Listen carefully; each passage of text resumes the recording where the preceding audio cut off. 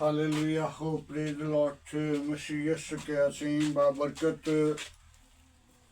वर्तमान नाम में आप सबकी सलामती हो। मेरे अज़ीज़ो, खुदा का शुक्र करते हैं आज के खूबसूरत दिन के लिए, इस वक्त के लिए खुदा का शुक्र गुजार हैं। खुदा ने मुझे और आपको प्यार किया और हमें खूबसूरत दिन दिया और रात भर हिफाजत की और सलामती बख्शी। खुदा का शुक्र करते हैं आज की सारी रहनुमाई के लिए और खुदा के फजल के लिए।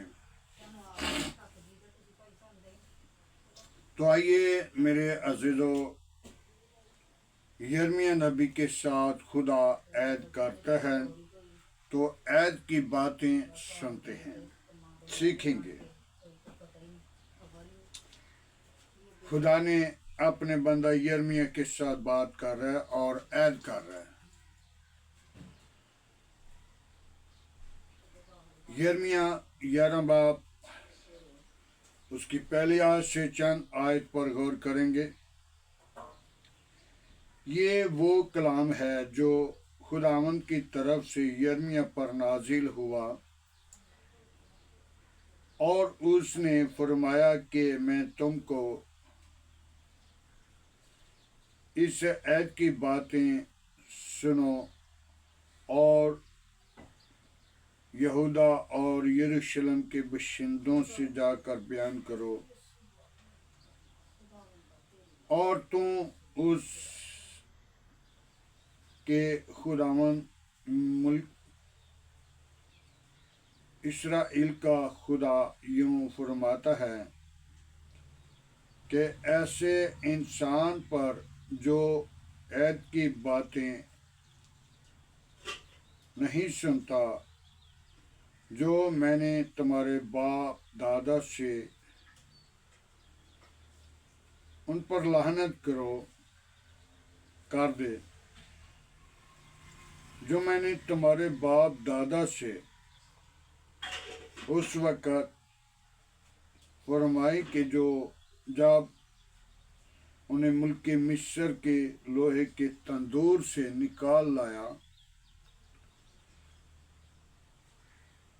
कि तुम मेरी आवाज़ सुनो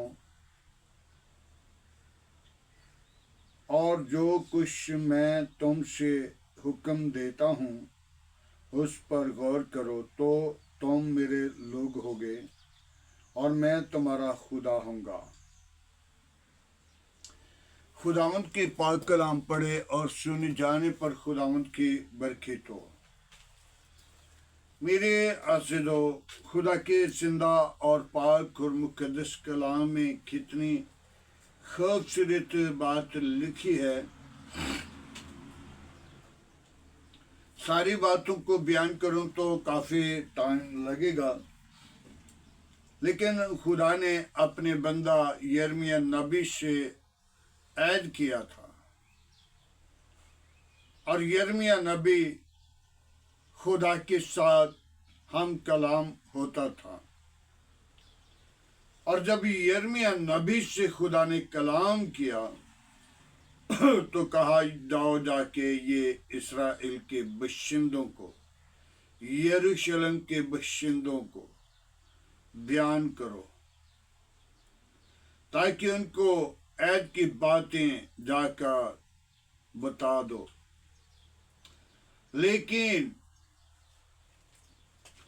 आज इस्राएल के बाशिंदे, बेशक हम इधर क्रिश्चियन हैं, मसीह हैं, लेकिन सारा कुछ इस्राएल की हदूद से नबी, पैगंबर, अंबिया, रसूल आए। इस्राएल जो है वो खुदा के मंसूर लोगों के पैदाइश का हदूद है। आज हम अपनी जिंदगी पे गौर करें, वहाँ पे यरूशलेम है, वहाँ पे बशिंदे हैं, वहाँ पे हमारे हकीकी मकाम हैं, उन मकाम की तरफ देखें तो हम आज कलाम मुक़द्दस की ऐत की बातें जो हैं वो नहीं सुन रहे, उन पर तवज्जो नहीं करते, क्योंकि हमारी जिंदगी के अंदर धोखा देने वाला मौजूद है। वो अबलीस है। अबलीस हमें गमराह करता है, गुनाह के लिए, बदी के लिए, बुरे कामों के लिए, बुरी रातों के लिए। हमारे बाप दादा से खुदा ने ऐद किया था, जब लोहे के तंदूर से, मुल्क मिस्र की हदूद से, गुनाह से निकाल लाया, गुलामी की घर से निकाला, क्योंकि वहां पे बुत परस्ती थी और वहां पे गुलाम थे।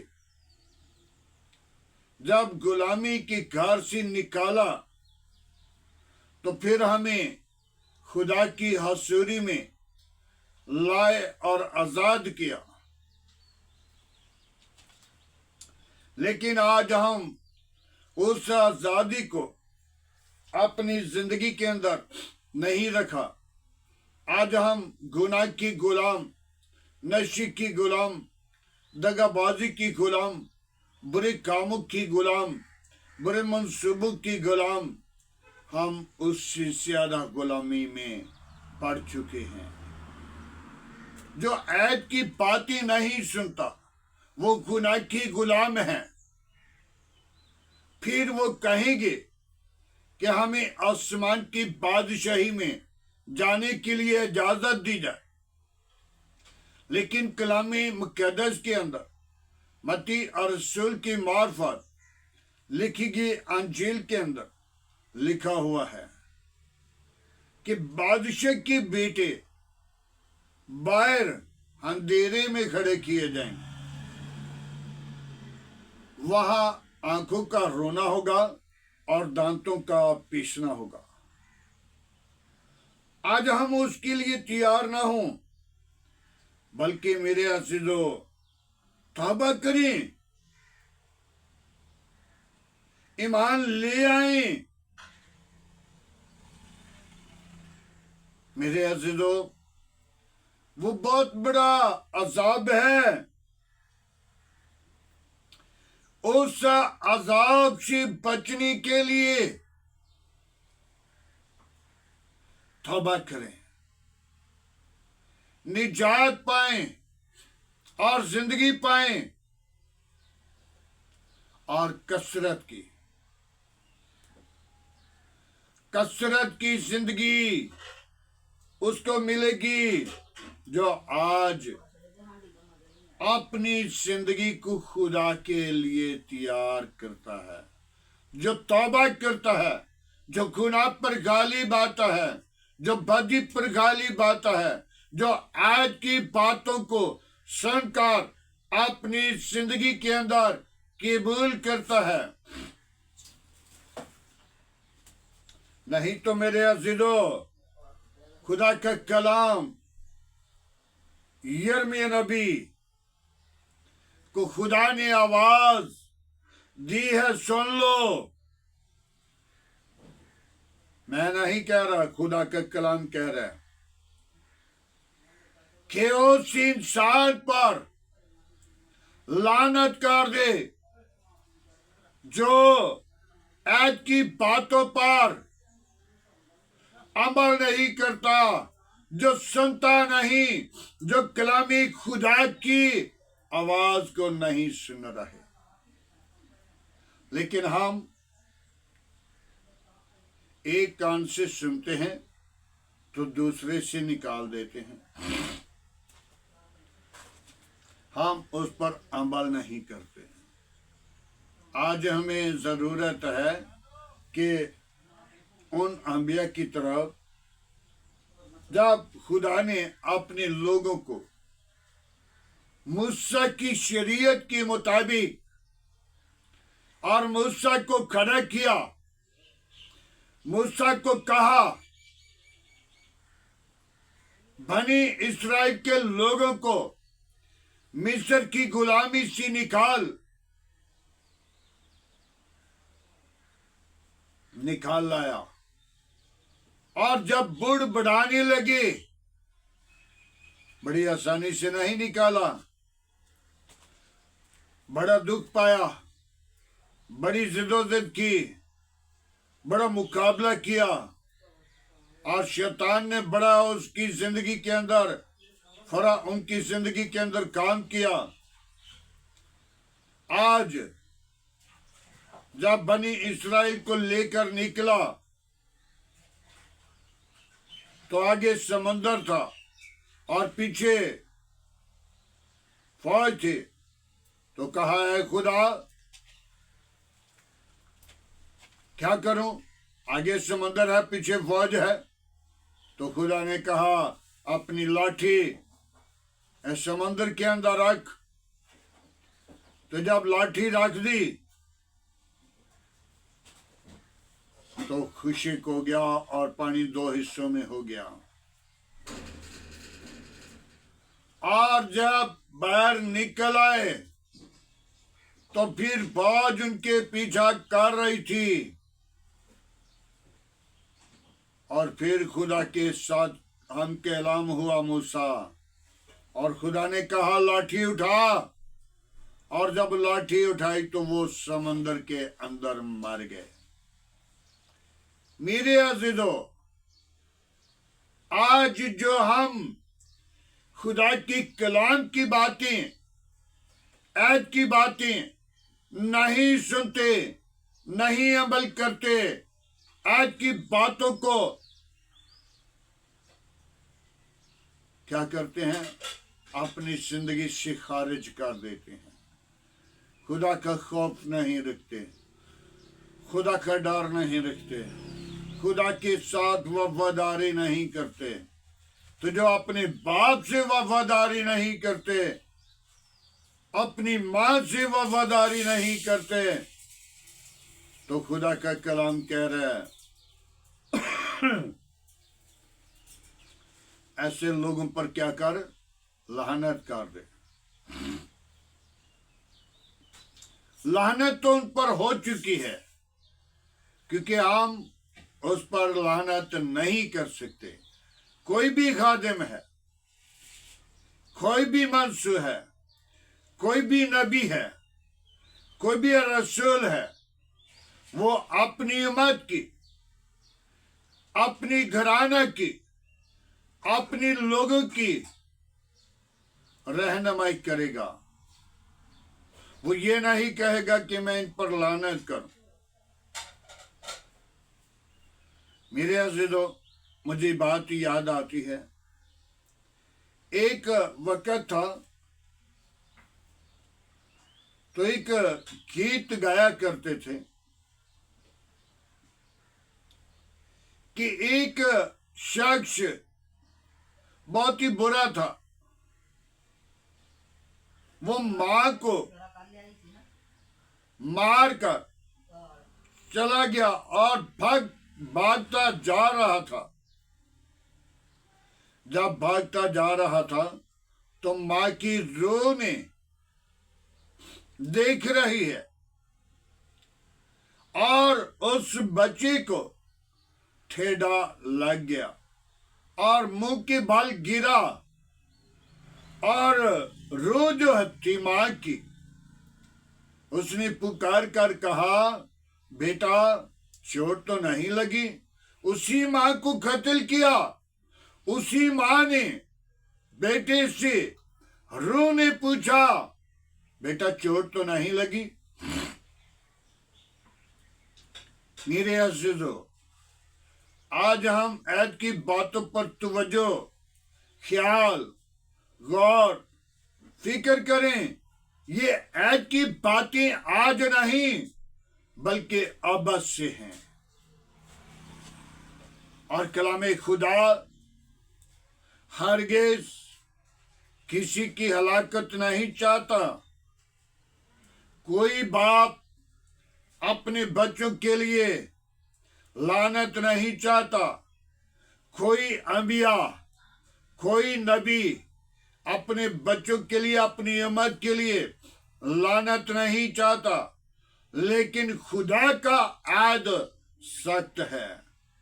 मत सोचें, जिसने अपने हाथों से खलक किया, जिसने अपने हाथों से हमें बनाया, वो हमें लानत भी करना जानता है। और वो कह रहा है, ऐसे लोगों पर क्या कर, लानत लिख दे, कर दे, ताकि ऐसे लोगों पर लानत हो जाए। आज हमें जरूरत है कि हम उस लानत से बचें, तौबा करें।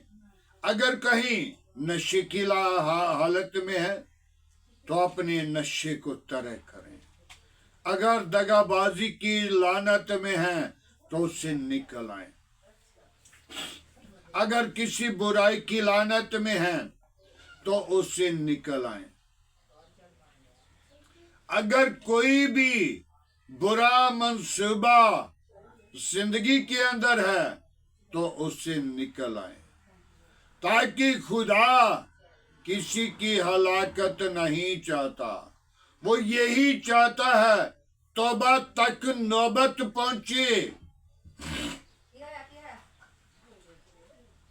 तौबा कर लीजिए, निजात पा लीजिए।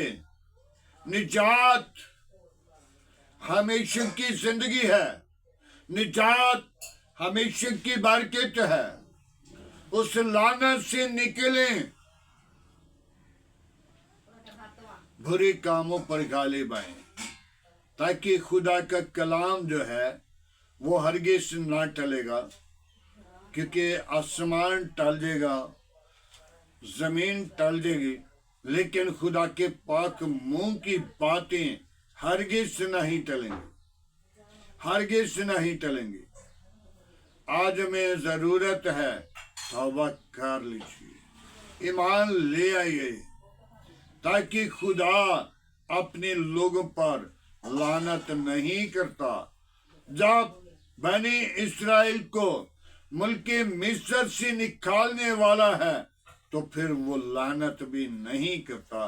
लानत किस वक्त की जाती है? जब इंसान या खुदा भी बेहद परेशान होता है। क्योंकि जब हम खुदा के कलाम की बातें नहीं सुनते, उन पर अमल नहीं करते, तो फिर लानत लिखी जाती है। आइए मेरे अजीजों, लानत से बचने के लिए तौबा करें, ईमान लाएं और निजात पाएं। खुदावंद के पाक कलाम पढ़े और सुने जाने पर खुदावंद की बरकत हो। आइए दुआ मांगे। Hallelujah, praise the Lord. Yeshu नासरी में तेरा शुक्र करता हूँ,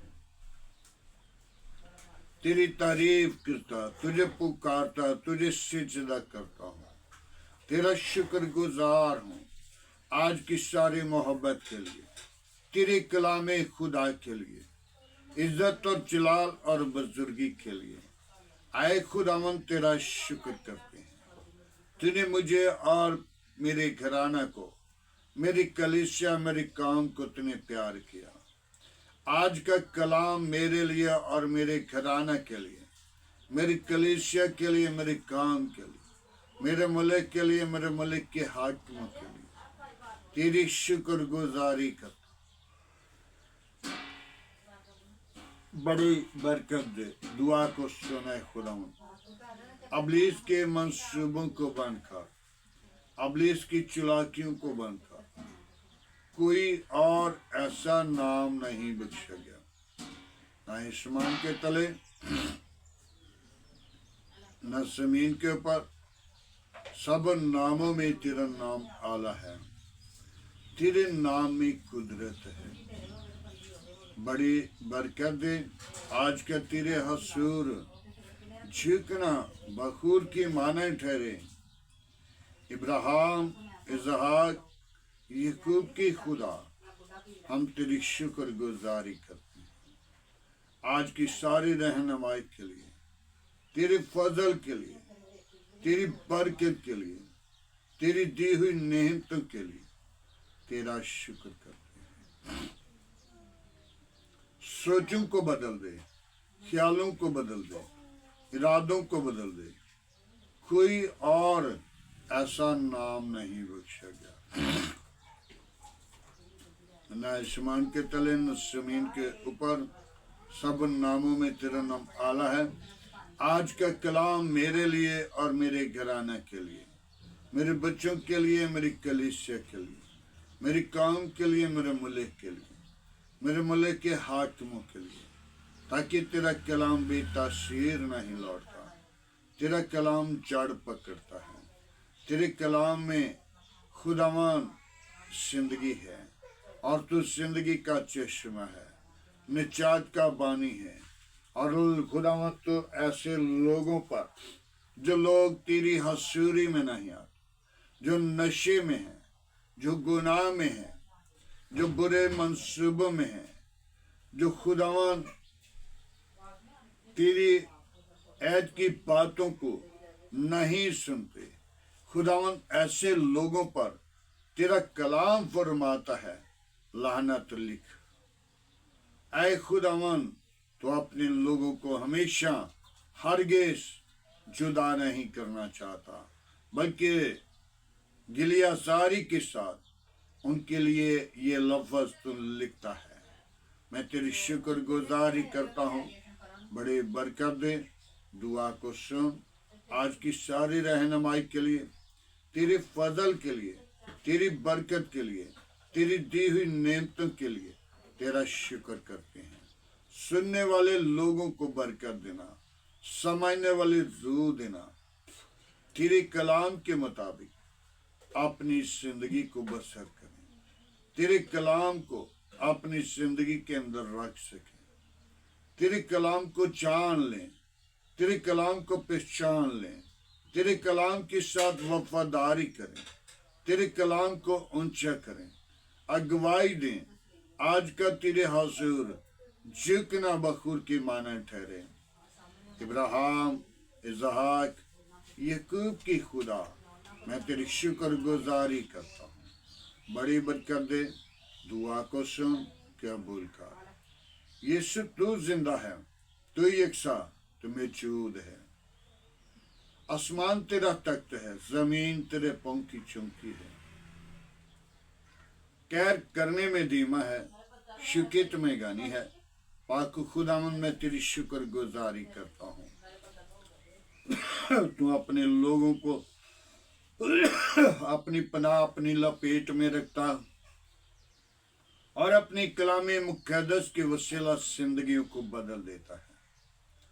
जिस दिल पर चोट लगती है वो जिंदगी बदल जाती है।